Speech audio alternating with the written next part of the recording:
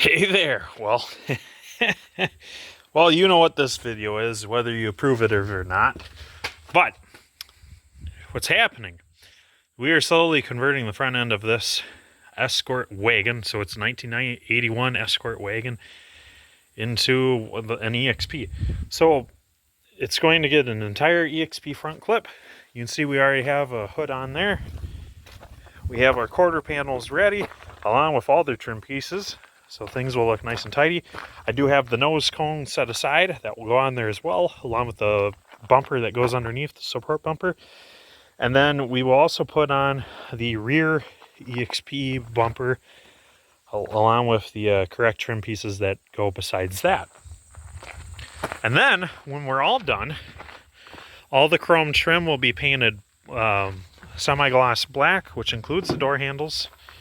The mirrors too will be painted semi-gloss black, so that the end product will look very sporty, just like an EXP ought to be.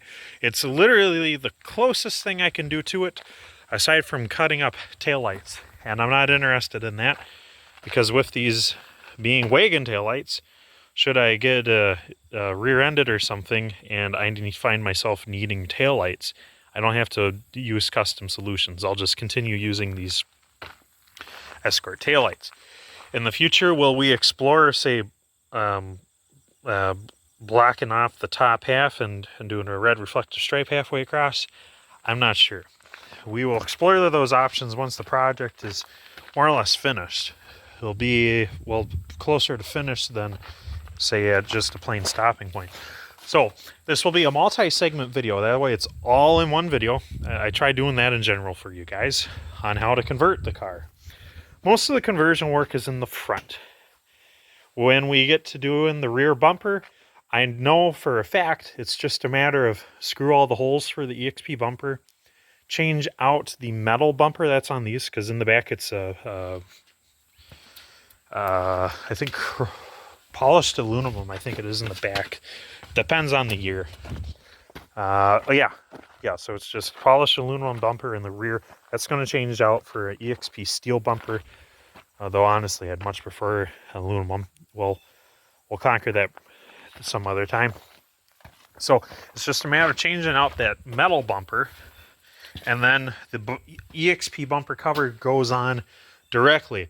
Literally, like I said, just a matter of drilling out a couple holes so that the bolts for the molded fascia, you know, because it's molded bumpers front and back on the EXP, onto the body. But then we also do have to cut out around the tail lights, and you can kind of see that here. The the wagon tail lights, they go down to that that body line there. But on the EXP and the two-door Escorts, it's actually above it. So each corner of the bumpers will have to be cut out a little bit just to clear the taillight. And then I will find myself either cutting the bottom lip of the tailgate or the top lip of my bumper so that the two mesh together correctly. So that is all that's involved with that. That's a very, very simple process that we're going to do later. Because first I need to take a bumper off of an existing car. Somehow I ended up with plenty of front-end EXP parts to spare. I have like 4 more front clip assemblies than I do cars. But I don't have any more rear bumpers than I do cars. So those will have to come off an existing car. Don't worry, I do have a few parts cars that are good for nothing else but body and interior work. Parts, donations. So this video is going to be strictly the front end. The whole rear bumper conversion, that will be in a separate video. And then me painting the trim will just be in an update video of this car. But this video, strictly the front end. Now you can see we've already put a hood on. This is an LN7 hood. It's the same as an EXP hood. Now with this being an 81 Escort that we're using, the wiper squirter goes on the hood. For 84 to 90, the wiper squirters, there would then be 2 of them on the cowl. I do have a spare 84 EXP hood that matches my bright red fenders and my bright red nose cone. All 3 of those are in fair shape, but it does not have the center squirter, and I don't want to cut up that really nice hood just to add that. So I already will be repainting this entire car to a bright red instead of the darker metallic that's so faded it won't buff out. We're repainting that into bright red like these two fenders are. So we might as well just paint the hood and the nose cone and everything else, so then it's uniform looking pretty. And that's the color we're talking about. Years ago, back when I got this guy, I had polished up this front corner. It's a little hazy just from storage, but that's the color it's going to end up being. So the whole front end will be just like that. Will be in EXP when we're done. But what all is involved? Well, obviously we have to change the hood, and we have to add the molded bumper like I said. But it's a little bit more than that. The front metal bumper for the EXP is different as well. You've seen the chrome steel bumper on the front of the Escort, very reminiscent of the rear. This is the metal bumper for the EXP. It's laying upside down, and that's actually one of the steel EXP bumpers right behind it. So this has to go underneath the front fascia in order for me to, one, have bumper safety. So should I get, it's not like I'm going to hit anything except maybe a deer, but so someone go ramming into the back of me and I hit the car in front of me by proxy, that will absorb most of the impact, which leaves me a little safer and the car more intact. Additionally, it kind of keeps the nose cone from drooping. That's kind of the whole reason why the rear has to have something in it, because otherwise they start smiling. Because, they are soft nose cones. That's how it works. So we have to do that. This bumper still has to come off. I have the Escort hood off. That's off to the side. The EXP hood is on. That is a direct swap. You can see here, it changed absolutely nothing.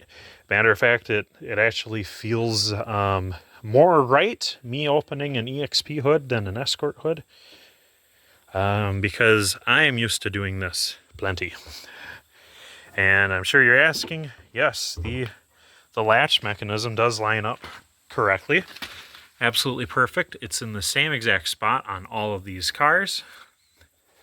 You can actually see the safety latch engaging, and you can tell right here that if the hood was able to go down the rest of the way, the striker would end up in its latch as well.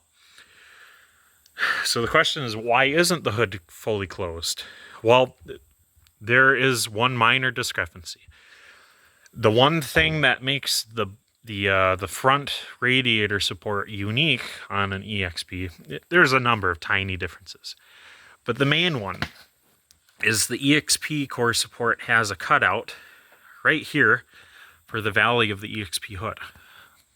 The Escort hood does not have this deep valley cutout here. As I move the camera up and down, you can see how pronounced that is.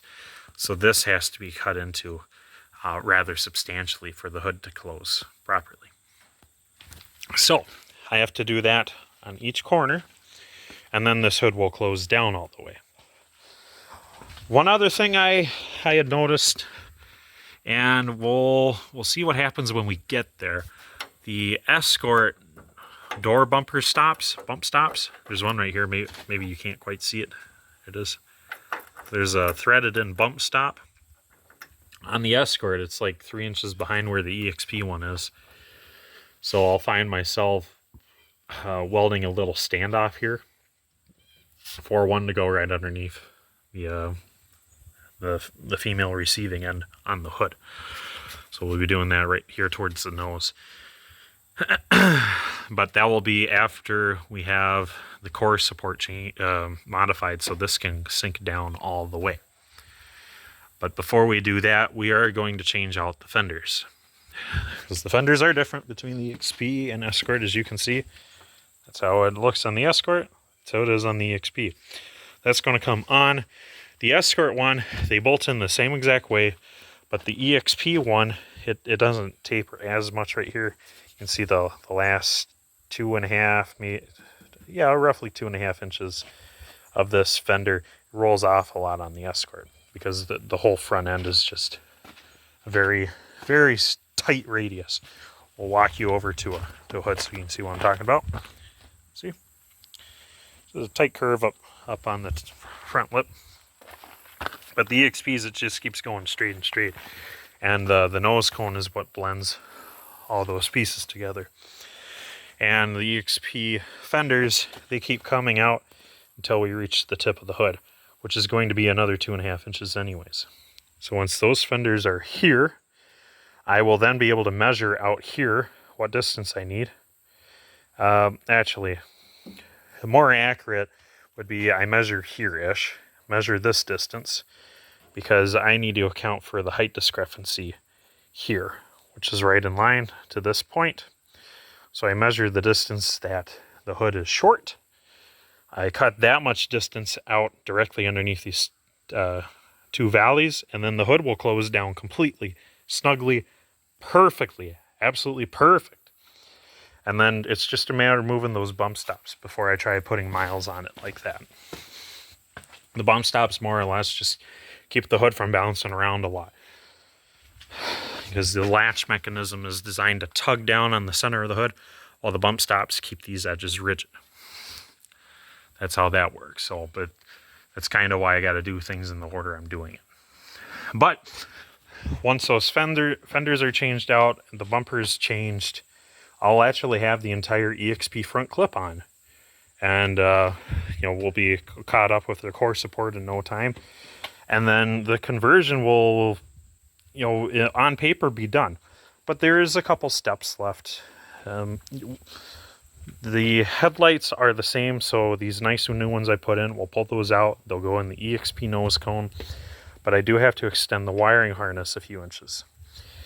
And then these turn markers, they too have to be sent down and into the front corners of the EXP nose cone, where those amber lenses are.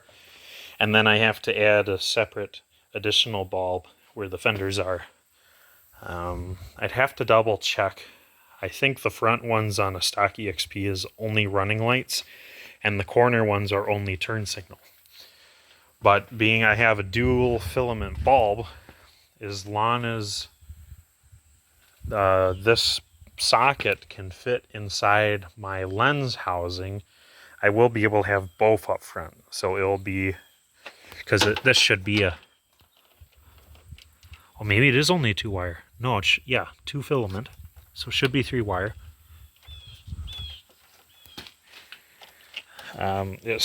So like I said, this will then be running lights and blinker in the front, as well as blinker in the corners. So I can have even more visibility when I'm driving this than even the EXP's ever had. That is great news. So we're not just improving how I like the car, but we're actually improving the safety, and that's a great step forward. I know there's going to be plenty of questions about why am I doing this? Why am I making an EXP wagon? I kind of always wanted one. I mean, you've seen the collection. We're at the point where we have every single type of EXP, except for an LN7, and I'm missing an 86, 87, and an 88.5. I'm not worried about those. I already have a second gen. So I'm only missing an LN7 to complete the collection, and then the cars I could make. EXP Wagon. We will maybe someday explore EXP Pickup, which I think would technically be EXP Cup. It sounds somewhat Spanish. That would be fun. So I've been considering that one for years, but the EXP Wagon thing I've been wanting. But there's a few other reasons why, aside from me liking the EXP style as much as I do. So I'm not too big on all the chrome. Chrome looks kind of neat on a wagon, but these wagons are relatively cheap. And I don't just mean price-wise. They look cheap on the outside. Sure, the insides are actually quite nice compared to the competition. The Chevettes and Omnis, not as nice on the inside. Gotta say, there's no way in hiding that. but the outside just doesn't look sporty, especially with all the chrome trim. Now in 1981, the same year as this one, there was an SS trim available, extremely rare, and it's more or less the same car, but it's a slightly better suspension, slightly better brakes, and all of the shiny parts are blacked out like an EXP is. On an EXP, the only shiny part is the antenna and a couple of interior controls, like the radio knobs and the headlight knob. Those are chrome. Everything else is more or less blacked out. I would love to see the same thing on this wagon. It'll look very sporty, all blacked out. But on top of all of those items, I'd really like to convert it because the EXP front end is much more aerodynamic. So one, that's going to help the sportiness. Two, that's going to help fuel economy. Now, yes, I know I am adding a little bit of weight doing this conversion, but it's not much, really. This front chrome steel bumper, it weighs a bunch. It weighs as much as the parts I'm going to add on, because it's instead of this being steel, it will be aluminum, which will be lighter, and that difference in weight is going to offset the little bit of steel and all the molded fascia we're adding to it. So that's going to offset the weight, but the better aerodynamics is going to lead to slightly better performance, better fuel economy, and I drive this everywhere in the winter. So if I improve the aerodynamics, this thing is going to drive much better, because I'm only a quarter of a mile from the highway here, and then just a few miles further away from that is the interstate. When you are out sharing the roads with semis in the wagon, any and all side winds really affect this thing. If it's blowing 45 miles an hour and you're the only car on the road, this car, you're holding the steering wheel at a good 15-20 degrees towards the wind. In an EXP, I really don't need to do that. If I have to turn the wheel 15 degrees in this, I'm only turning it 2 to 5 degrees in an EXP. They're so much more aerodynamic. And I know most of that is because of the top half of the car. I get that. I totally get that. But we're going to improve the front end a little bit, and that's going to help. Every little bit helps. But one of the biggest reasons for the change is my level of spares. Now, front ends of 81 to 85 Escorts are pretty hard to come by. They are easier to get than EXPs. However, I have since thinned my herd of Escort parts, and for this body style, I only had 2 to begin with. I had 2 81s, and you're staring at one of them. The other one, it's cut up over there behind those motorcycles, and all the spares off that one are gone. They've found homes that need them, and now I'm without any. And I wasn't too concerned about that because I really wanted the EXP front end anyway. So by converting to this, we'll be reliant off of EXP spares, which, like I said, I'm sitting on a healthy amount. So we will go continue using those. And that works out decent, because this wagon we do drive year round now, all year round. So any and all spares I can have for it would be great, especially in the event that I hit a deer or have some sort of crazy accident during winter. That is a pretty rare circumstance, but me hitting a deer, that's quite likely. My normal job has me it has me out of the house from 5 a.m. to 3 to 7 p.m. at night. Pretty wide window, but I do most of my driving in the dark. Well, not most of my driving. I do a lot of my driving in the dark. Enough that this concerns me, so we're trying to get ahead of that. So that's all my justification for it. I know a lot of people will be psyched to see this, and that's cool. But it doesn't really change anything. There's going to be plenty of people that don't like this, and that's fine. That is your deal. I have no problem with that. But it's more practical to make a Escort into an EXP than it is to go the other way around. There were something like 3 million of these from 81 to 90. And there were only 225,000 of those from 82 to 88 and a half. So going from this to that, in my book, totally fine. Going from that to this, that's a big no-no. Just from parts supply alone, you would be removing better cars from the road that need to stay on the road. But we're not really making too many steps backwards here. The headlights and turn signal buckets were in pretty poor shape when I got it. The only decent thing on it really was front grille. So we'll let that go to a decent home. Front hood will go to a good home. Yeah, the fenders will go with it. The bumpers, once I do the rear conversion, the bumpers will go as a matched pair, because these are GL bumpers. They are far more fancy than the mere L bumpers, but not as fancy as the GLX bumpers. Fun fact. So we'll see where that takes us. But again, this is the first segment, so in a second, you will see where we are after we've done this. So far we have removed the grill, which is just a matter of 4 screws, and then each headlight bucket, again, matter of 4 screws, disconnect the turn signals, and then we are A-OK. So next segment, please. And just like that, our first fender is on. We're doing this one at a time to make sure that we're getting our fitment pretty decent. You see, I got dang near perfect relief all the way up and down the door. But first, you make sure that the door doesn't have any play in its hinges. And then I did make the necessary clearances to make the hood close. So right now it is technically closed. And I know that it's got a little ways to go down. But that's because I'm still playing with the center latch alignment. And how you do so, pull up on the handle to release it first. You undo these 3 bolts in this entire latch assembly. This kind of released claw, that's what the pull handle is hooked into in the car. And then this double wall latch, or double tooth latch I should say, hooks onto this guy.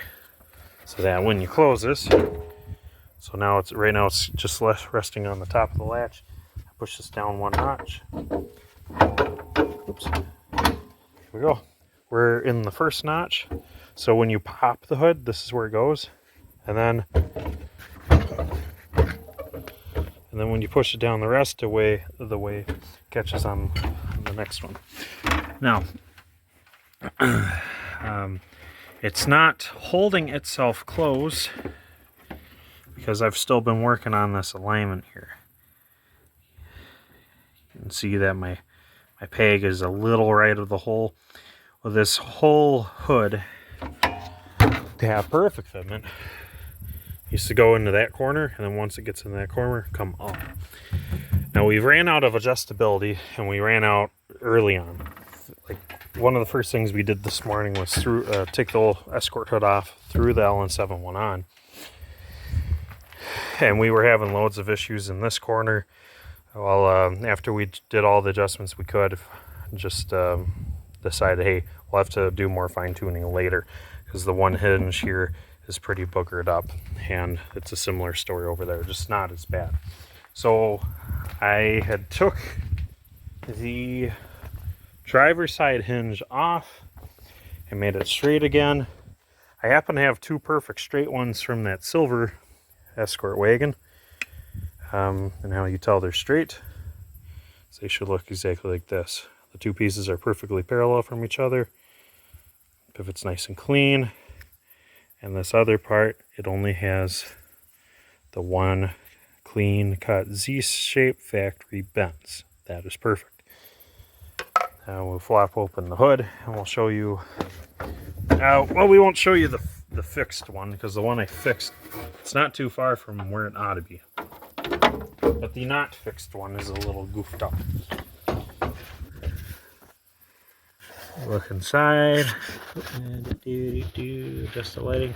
So you can see it's got the factory bend closest to me. But then after that, it's pretty messed up, man. It is pretty sick and twisted. You can tell because towards the top here, there's kind of straight up and down at me. But down at the bottom there, you can see it hike out. It kind of curves out like a banana or a hockey stick. So that guy is sick and twisted. The other one, that one's good to go for a while. I was hoping to have enough time to do the strengthening job. I've been trying to do to all these. You go through there and you weld a couple of corner braces to that. I'll show you. Might as well. Or add a couple corner braces to the Z bend, and then you won't have any issues. But haven't quite had the time for that, so we're just sticking with the basics. So like you can see here, we have the one EXP fender on, we have the LN7 hood on, and while I still need to fix that hinge, you'll kick the hood over towards the passenger side and then back towards the passenger themselves. And then that will give proper alignment here. It will raise this up here because you can see it's low. Raise this up and make it pretty uniform. This hood, believe it or not, doesn't really have any flaws. There's a small micro bend up here, but before we paint this, I'll curl that up just the tiniest bit. And I think it's only because while we're working on this, it's been striking that some. I think that's the only issue. But otherwise, pretty satisfied so far. We'll flop the hood up so we can show you what we did to the radiator support. Found out that I needed 1 inch of clearance underneath these two areas. So that means that should you be doing this, you will too. Now so far I haven't gone back in and welded this back together. But what I did do is I marked the areas I wanted. And they come out to being 8.5 inches away from the fender wall for your first line, and then 12 inches away from that for the other one, and then same over here. But it was off a little bit again because my hood, you know, was a little crooked. So overcoming some of those little things. But anyways, made my couple marks. I cut once here, once here. I only went down 1 inch, so I marked that. That line there is as far down as I cut. And after I did that, this whole centerpiece could kind of rock back and forth. It's like, if you look at it like this, it was a parallelogram. So I start hitting it this direction, and we we slowly make it fold over like that, you know. And that's all we had to do. And then once I was done, rounded this section to, so that it wasn't so sharp and jagged. And now, well, I say so it's not so sharp and jagged, so that it closer represents this. And then we're going to bridge the gap with metal, and then it will be a nice smooth sailing. Whenever I'm working on this, I won't be messing up my arms. And then same story over here. I spent a couple whacks on these two specific corners. It kind of folded them down, and then it wedged them out like that. And then I worked this whole face kind of down, and now you can see it's kind of laid on top of itself and real messy and stuff. That's just fine. On the back side, we're going to cut all this excess off right at this line. We won't need it. And then same story over here, cut it across that line. And then I have to make sure that our radiator mount is still not too crooked, that I can still change out the mount itself. The mount and the radiator as a pair are lenient enough that you can have the mount kind of downturned like this and it'll still bolt up fine. But when it's time for me to change out the mount, I don't want that itself to be a difficult process. So after I cut off the excess here, we're going to make sure that this is still in healthy shape. Same with this. You can see this one for sure is bent down a little bit. So we'll do whatever we need to rectify it so it's perfectly perpendicular to the core support. And now cutting into this did worsen the structural integrity some, but it will come back when we weld. But it wasn't all that great to begin with. We'll walk over to the other wagon so you can see the video proof that we're not making things worse. Now, if you do all those cuts and you don't weld it, well, you're definitely making things worse. So once you join metal to metal, you'll be a-okay. But this here doesn't come across on camera very well because I move my camera hand while I'm moving this, but it too moves back and forth. Where I'm standing, I can see this light bucket move as I move just the top part of the core support. So nothing crazy, you just got to retain your due diligence. So my next step will be, like I said, welding in those couple voids, cutting off the excess metal, coming in here, checking, make sure those radiator mounts are a-okay. And then all the raw metal that I got, we'll quick spray paint that. Not worried about it being pretty as far as the paint goes anyways, because like I said earlier, this whole car is going to be painted bright red instead of the dark metallic red. So then it'll all be one uniform color, looking pretty nice. So we'll keep plugging along. After we tend to that, we will change out the next quarter panel. We will mount the EXP metal bumper, and then we will mount the EXP nose cone. And after we have the nose cone on, we can make sure both the quarters and the nose cone fit without much issue, and that the hood closes and fits around those three pieces as well, again without issue. After we've confirmed all of that, then I can continue working on this guy. So I'll have all that done in just a couple hours. I gotta go in and grab some drinks, but so we'll have that all done just a couple hours. We'll come back out, and then it's time to keep going on the mechanical portion of things here. We'll get the transmission in. You see I still have to bolt up the rack. I have to pass it up through the hole, bolt it down, and then bolt in the seal. Not that one, that's a power steering one. Manual rack, I got the manual seal inside. And then after that, this will be ready to receive the radiator and the engine. And then, still have to go through things like my wheel bearings and make sure the brakes are a-okay. And then I think I'll be able to leave the nose cone on so long as everything fits well. The main thing I'm looking for is making sure that these bump stops are in the same exact place between the EXP and the Escort. If there's a depth discrepancy here, it's okay. We are allowed a little bit of lenience because of the molded soft fascia nose cone. That's what houses, the metal bumper is what houses the amber lamps in the bottom. But I don't want it so far recessed that you can see voids around it. And at the same time, this can't be so forward that the nose cone doesn't fit. So like I said, we'll change out the other fender yet today, throw the nose cone on yet today with the bumper in place, and we'll be able to make sure that we're not having any depth issues here. We get around that, we're free and clear. Then it's just add our splices for the lights, and boom, done. Front end conversion complete. Aside from me tweaking that hinge, when my wife gets home, we'll spend some time on that today or tomorrow. That's going to need a little bit of love. It took me quite some time making the driver one adequate. But leave it at that, go from there. So jump forward and we'll have some more stuff done. Dun dun dun dun dun dun dun dun dun dun dun dun dun dun. Dun dun dun dun dun dun dun dun. Yes. Yes. This worked out just, well, swimmingly. Couldn't be more happy about this. Now, a few disclaimers. It's not entirely done. We do have to do a little bit of buttoning up. So when I was getting this nose cone around, I found out that about 3/4 of its studs were missing. So I got to take these brackets.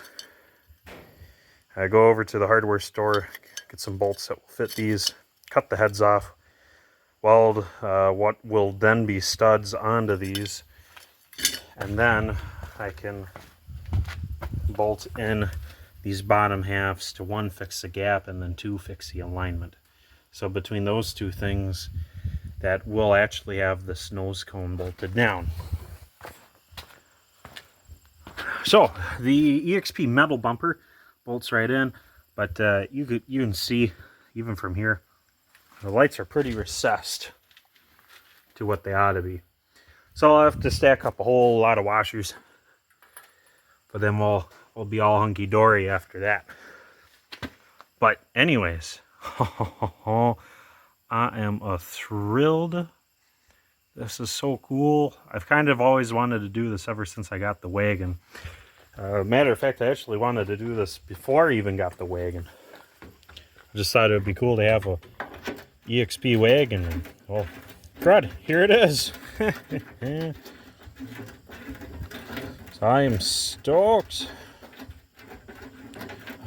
But now that all this, well, not all the body work, but now all the major body work is over, we can commence with all the other normal duties.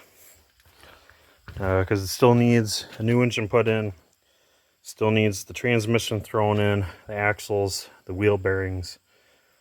And then, of course, before we start driving it, we do have to address the little bit of wiring I mentioned. Basically just extending the existing wires. That's really all it's going to take. And luckily, I think I already have 2 headlight extension pigtails sitting around. So that's that done. It's just a matter of running wires to our side markers. We'll be all good to go. So, here's what it looks like in its entirety. It's pretty nice. And now it will look better once we give it the full Monty. You know, we go around, black out all the trim. I think blacked out mirrors will also do the trick. Black out the door handles, yada, yada, yada. Black along the rockers. The whole car will be painted that bright red you see on the EXP fender.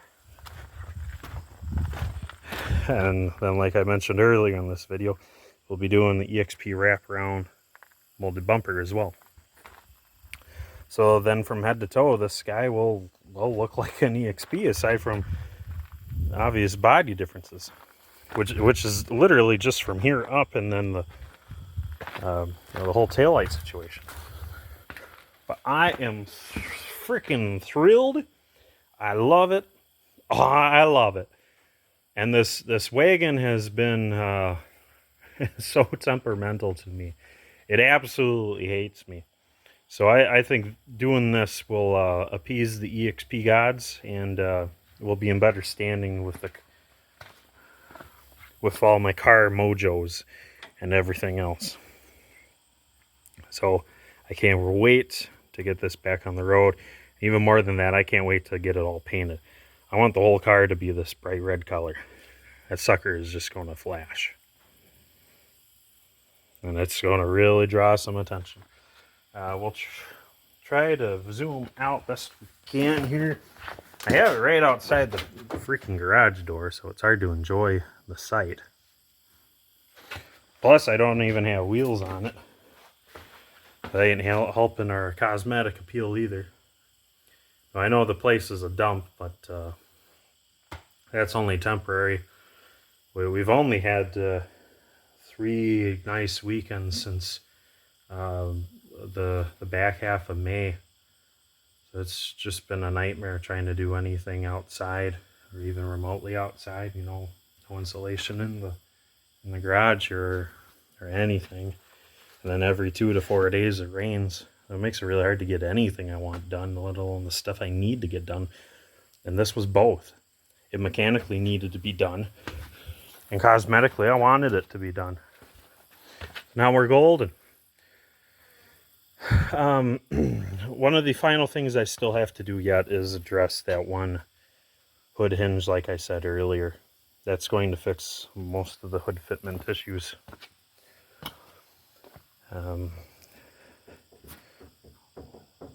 Why this corner is high, I'm not too sure. Oh, because the latch isn't fully seated all the way. I haven't done that either. I haven't settled on a final latch position, so when you shut it down, it just goes click, and then it's locked down. But when you force it down the whole way, it's all buttoned up. and just looking real pretty. I just wish the hood was red, and then we'd really be cooking. But the red one I have, like I said, didn't want to use. It's for a later year, and it's freaking perfect. So we'll leave it at that, and keep an eye out for the video for the rears.